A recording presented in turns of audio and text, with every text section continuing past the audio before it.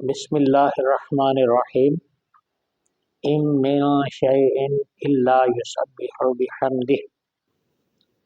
ہر چیز اللہ کی پاکی بولتی ہے۔ پہاڑ ہوں وہ بھی اللہ کی پاکی بولتے ہیں، درخت ہوں وہ بھی اللہ کی پاکی بولتے ہیں، انسان بھی اللہ کی پاکی بولتے ہیں، جنات بھی، فرشتے بھی اللہ کی پاکی بولتے ہیں۔ جن پتھروں کو ہم سمجھتے ہیں کہ یہ بے جان ہیں، وہ بھی حقیقت میں اللہ کی پاکی بیان کرتے ہیں۔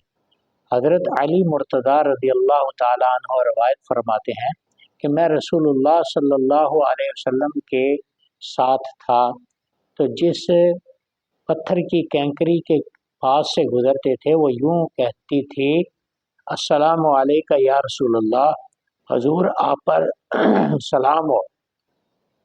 پھر جس درخت کے پاس سے گزرتے تھے، ہر پتے سے، ہر ٹہنی سے آواز آتی تھی، السلام علیکہ یا رسول اللہ۔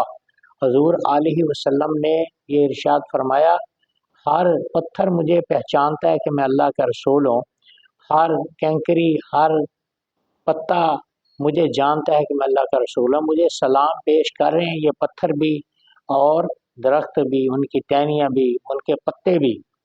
تو انسان ہو کر اللہ کی پاکی نہ بولے، حضور علیہ السلام کو سلام پیش نہ کرے، تو یہ انسان کی اپنی کمی کوتاہی ہے۔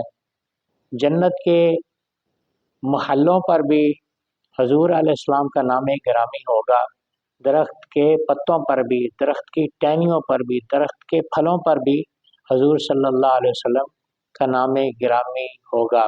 امام اہل سنت امام احمد رضا بریلوی رحمہ اللہ فرماتے ہیں، رب نے چاہا تو جنت میں دیکھیں گے ہم پتے پتے پہ لکھا ہمارا نبی۔